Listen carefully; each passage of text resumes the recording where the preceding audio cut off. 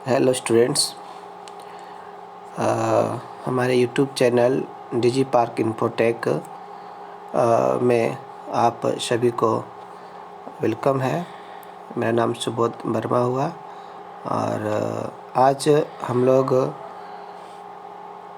Class 11th का computer science जो हम लोग का बुक है उसका जो यूनिट है, जैसे कि आप लोग पहले देखे होंगे कि सबसे पहले चैप्टर है computer fundamental, operating system, computer organisation, number system and last जो है वो है C++ प्रोग्रामिंग लैंग्वेज। तो जहाँ तक आता है कि जो सबसे अधिक यूनिट जो एग्ज़ाम में पूछा जाता है वो हम लोग का C++ प्रोग्रामिंग लैंग्वेज। इससे जो है एग्ज़ाम में लगभग 25 मार्क्स पूछने का चांसेस जो है वो रहता है C++ प्रोग्रामिंग से। बाकी बात जो 10 मार्क्स जो बचता है हम लोग का, जो कि प्रैक्टिकल का पेपर है और इसमें जो है 35 मार्क्स से आपका क्वेश्चन पूछेगा और उसमें से 5 मार्क्स जो प्रैक्टिकल में दिया जाता है। तो इस तरह से हम लोग देखते हैं आज जो हम लोग पढ़ेंगे वो पढ़ेंगे नंबर सिस्टम के बारे में कि नंबर सिस्टम क्या होता है और ये नंबर सिस्टम क्यों यूज़ करते हैं, लाइफ में इसका क्या यूज़ होता है ना। तो और एक चीज़ और ध्यान में रखेंगे हम लोग कि नंबर सिस्टम केवल ऐसे नहीं समझना कि क्लास 11th के ही एग्ज़ाम में आते हैं और इसी के पर्पज़ से हम पढ़ रहे हैं, ऐसा नहीं है। आप इसको फ्यूचर में किसी भी तरह का जो एग्ज़ाम होता है JPSC, UPSC, SSC, railway, bank, हर तरह का एग्ज़ामिनेशन में गवर्नमेंट जो है इससे क्वेश्चंस को पूछता है, चूँकि ये फ्यूचर के लिए भी आपके लिए इम्पोर्टेंट है। तो देखते हैं नंबर सिस्टम क्या होता है, क्यों पढ़ते हैं। तो जैसा कि हम सभी जानते हैं कि कंप्यूटर जो है वो समझता है सिर्फ बाइनरी लैंग्वेज। ये आप सभी लोग उसको ध्यान में रखेंगे, वो बाइनरी लैंग्वेज समझता है और इसके अलावा उसको दूसरा लैंग्वेज समझ में आता नहीं है। इसी बाइनरी लैंग्वेज को हम लोग यहाँ बोलते हैं। दूसरा ऐसा जो कोड जो होता है वो होता है 0 और 1। 0 1 जो कोड है, इसी कोड को कंप्यूटर का दूसरा भी नाम है मशीन लैंग्वेज। तो कंप्यूटर जो समझता है वो सिर्फ समझता है मशीन, इसके अलावा उसको कोई भाषा समझ में आता नहीं है। इसलिए तो थोड़ा स्पष्ट हम लोग लिखवा दिए हैं कि जैसा कि कंप्यूटर ओनली स्टैंड्स है ना बाइनरी लैंग्वेज 0 1 और मशीन कोड। कंप्यूटर ये समझता है, लेकिन हम लोग जो समझते हैं ह्यूमन बीइंग जो हम लोग हैं, हम लोग समझते हैं सिर्फ हाई लेवल लैंग्वेज, जैसे इंग्लिश हो गया, उर्दू हो गया, बंगाली हो गया, हिंदी हो गया, है ना। ये सब लैंग्वेज जो है हम लोग समझते हैं, लेकिन कंप्यूटर हम लोग का भाषा नहीं समझता है। ये उसको समझ नहीं आता, उसका भाषा हमको समझ नहीं आता है। तो फिर जब आगे लोग C++ पढ़ाएंगे तो वहाँ बताएंगे कुछ होता है सॉफ्टवेयर्स ट्रांसलेटर होता है, जैसे कि एक होता है हम लोग का कंपाइलर, एक होता है हम लोग का सॉफ्टवेयर का नाम क्या होता है कंपाइलर। ये कंपाइलर क्या करता है कि हमारे हाई लेवल लैंग्वेज को वो लो लेवल लैंग्वेज में कन्वर्ट करता है। तो ये कन्वर्ट कैसे करता है, तो इसका एक प्रोसेस हम लोग समझते हैं यहाँ पर इसी के माध्यम से। वही देखो यहाँ फिर से हम मेंशन कर दिए हैं कि computer does not understand our language, है ना। तो number system is the process. Number system क्या एक प्रोसेस होता है ना। एंड मेथड एक तरीका भी है, वे भी है, जो बताता है कि how a computer converts our language into low level languages. इसको लोग बोलते हैं यहाँ पर, है ना, मशीन लैंग्वेज बोलते हैं इसको। यहाँ पर LLP के लो लेवल लैंग्वेज के रूप में हम लोग जानते हैं। तो देखते हैं सबसे पहले आप यहाँ क्या क्या हम लोग को पढ़ना है नंबर सिस्टम में। क्योंकि एक चीज़ आप लोग ध्यान में रखेंगे कि कंप्यूटर में सबसे पहले हम लोग जो कन्वर्ट करता है, वैसे तो हर चीज़ को वो कन्वर्ट करता है, चाहे वो टेक्सचुअल इन्फॉर्मेशन हो, ऑडियो हो, वीडियो हो, फोटो हो, हर चीज़ को वो अपने भाषा में कन्वर्ट करता है। लेकिन सबसे पहले हम लोग नंबर सिस्टम में जो बचपन हम लोग सबसे पहले हम लोग सीखे थे, ए हो गया, बी हो गया, है ना, क हो गया, इस प्रकार जो सीखते थे पहले। चूँकि सबसे पहले बच्चे जो सीखते हैं तो वो अल्फ़ाबेट को सबसे पहले समझ में उन लोग का आता है।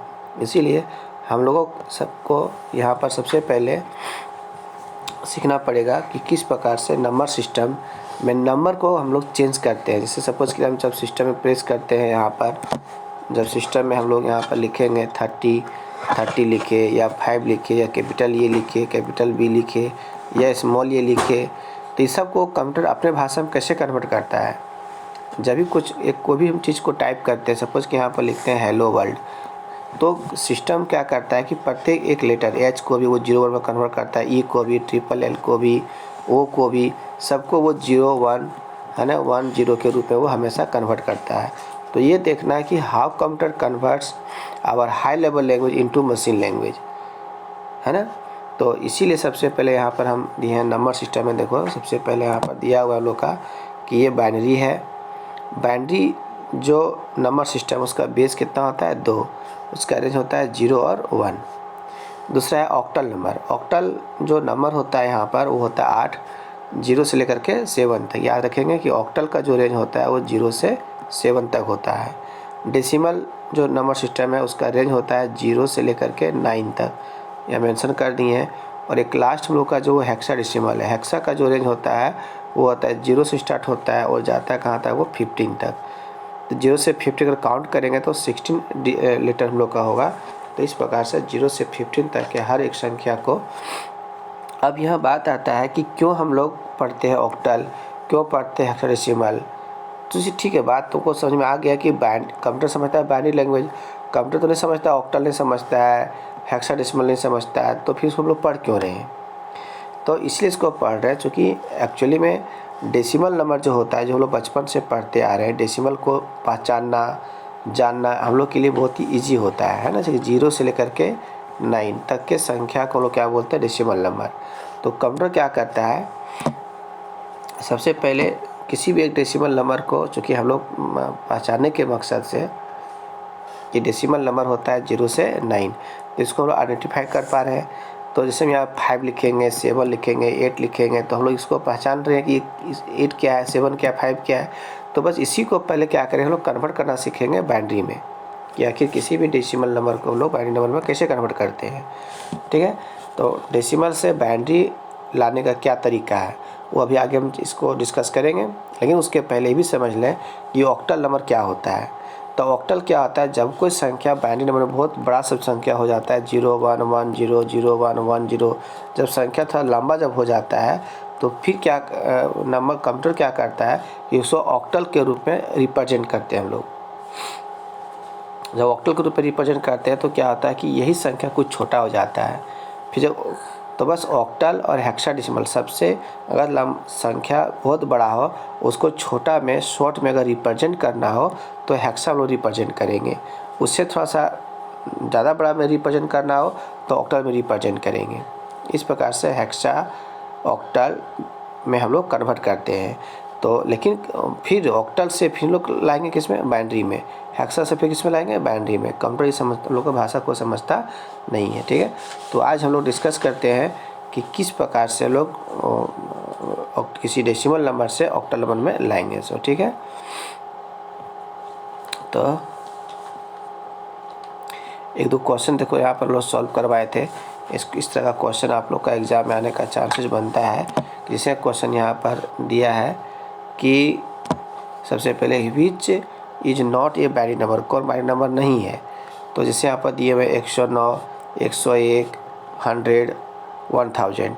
तो 101 तो वही बेस लिखें, जो नीचे लिखे हैं यहाँ पर से यहाँ लिखे हैं 101, ऐसे लिख के जो नीचे वालों लिखते हैं ये वाला, इसको बोलते हैं बेस। ये हो गया संख्या। तो 101 तो हम लोग पहले जान रहे हैं कि ये बाइनरी नंबर है। 100 भी बाइनरी नंबर, चूँकि यहाँ पर 2 लिखा हुआ इसलिए पहचान जाएंगे। यहाँ भी 2 है, यहाँ भी 2 लिखा, लेकिन यहाँ लिखा हुआ क्या 109। तो 109 जो है वो 9 जो हम लोग का वो बाइनरी नंबर नहीं है। तो यहाँ बोल रहा है कि नॉट लगा हुआ है, तो इसलिए कौन बाइनरी नंबर नहीं है, तो ये हम लोग का नहीं है। ठीक है, अगला कहता है कि अगला क्वेश्चन बोल रहा है कि select an odd term. Odd term को चुनना है, तो ओड टर्म जो है कौन सा है। तो देखो यहाँ भी 8 लिखा हुआ है। 8 का मतलब क्या हुआ, ऑक्टल। 8 किसका रिप्रेजेंट करता है, ऑक्टल को। तो 706, तो ऑक्टल का जो रेंज होता है 0 से कहाँ तक होता है, 7 तक। तो 0 से 7 तक के रेंज को हम लोग ऑक्टल तो कहते ही हैं, इसलिए ये सही है। ये भी सही है, क्योंकि ओड का मतलब होता है कि जो कौन अलग है, 4 गो में से 3 गो सेम क्राइटेरिया में को फुलफिल करता है, लेकिन एक ऐसा टर्म है जो 3 के ग्रुप में वो नहीं आता है। तो देखो ये हम लोग का ग्रुप में नहीं है, क्योंकि 9 और 8 जो डिजिट है वो ऑक्टल में नहीं आता है। ठीक है, यहाँ आर्बिट्रो दिया हुआ लेकिन ऑक्टल नंबर ये नहीं है, इसलिए इसका आंसर जो होगा वो टर्म वो ये होगा, हम लोग का सी नंबर होगा। ठीक है, अब लोग सीखते हैं किस प्रकार से किसी भी डेसिमल नंबर को बाइनरी नंबर में कन्वर्ट करते हैं।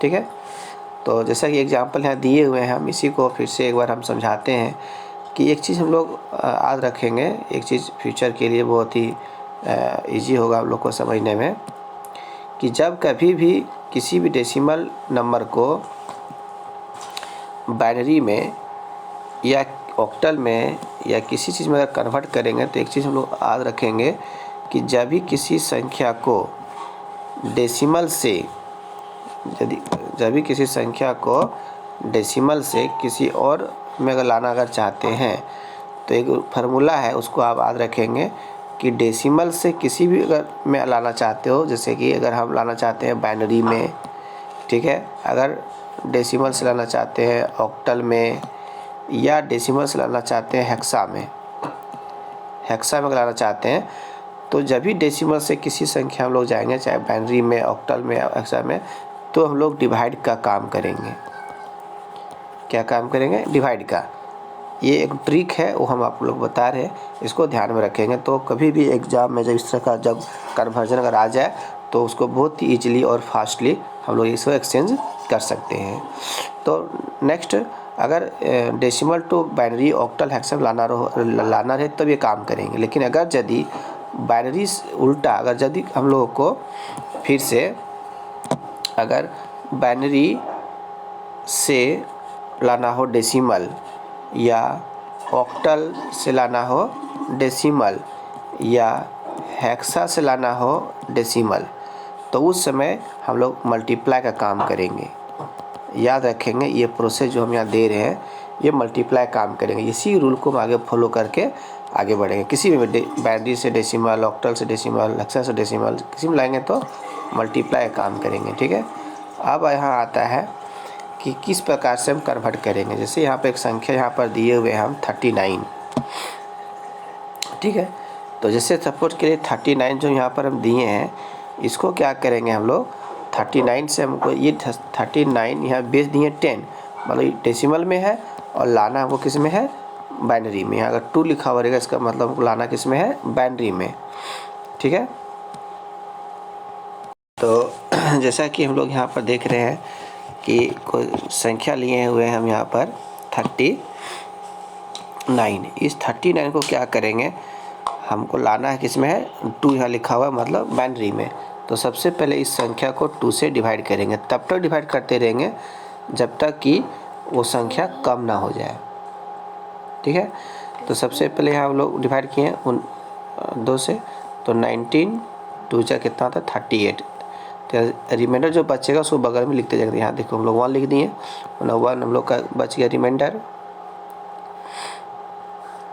ठीक है, दूसरा आता है यहाँ जो रिमाइंडर 1 बच गया, फिर इसी 19 को फिर 2 से भागा लगाएंगे, तो 9 2 जा 18, फिर 1 बच गया, 1 के यहाँ बगल में लिख देंगे।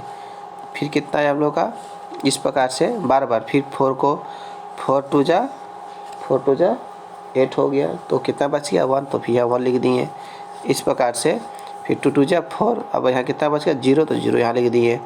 2 1 जा 2, कितना बचा 0, तो यहाँ 0 लिख दिए। अब ये 1 जो है वो 2 से, ये जो 1 जो आया हम लोग का, ये वो 2 से तो कटेगा नहीं, तो इसको भी इस रो में हम लोग खड़ा कर दिए, सीधा हम खड़ा कर दिए। अब हम लोग क्या करेंगे, इसको हमेशा नीचे से ऊपर की ओर जाते हैं। जब किसी संख्या को इसको नीचे से जो ऊपर जाएंगे तो याद रखेंगे कि जो सबसे ऊपर में है इसको हम लोग बोलते हैं LSB, मतलब लीस्ट सिग्निफिकेंट बिट बोलते हैं, लीस्ट सिग्निफिकेंट बिट।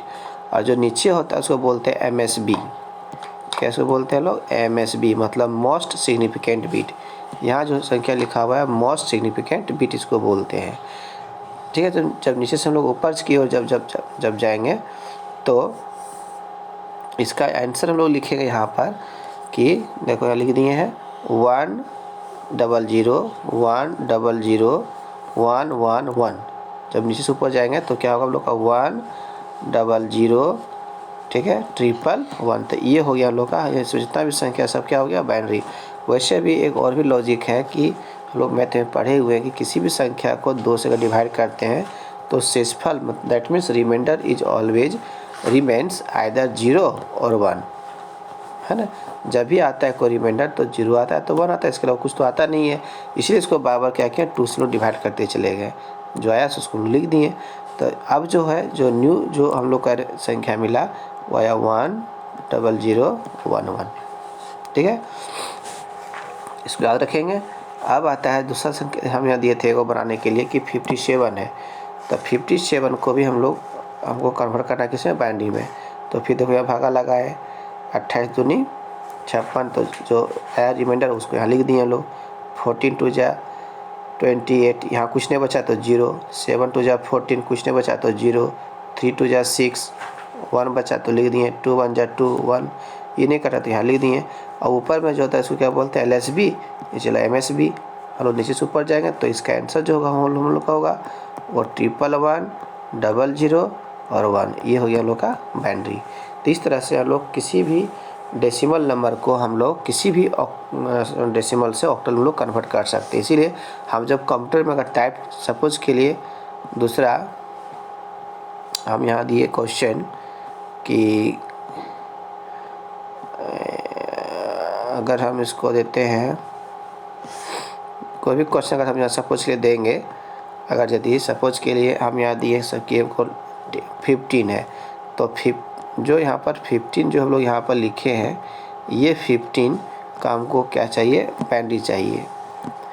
तो जब हम लोग कंप्यूटर में टाइप करते हैं ना 15, तो सिस्टम 15 नहीं समझता है, 15 के बदले इसका जब बाइनरी निकालेंगे तो होगा 111 होगा। इस प्रकार से वो चार गो 1 वो समझता है ना। इस तरह से हम लोग किसी भी एक जो डेसिमल नंबर है उसको लोग बाइनरी में कन्वर्ट करते हैं, ठीक है। तो आज का क्लास यहीं पर है। नेक्स्ट क्लास में जो बताएंगे वो किस प्रकार से अगर हम लोग फ्रैक्शनल डेसिमल को बाइनरी में कन्वर्ट करेंगे और बाइनरी टू कैसे डेसिमल में कन्वर्ट करेंगे। Thank you.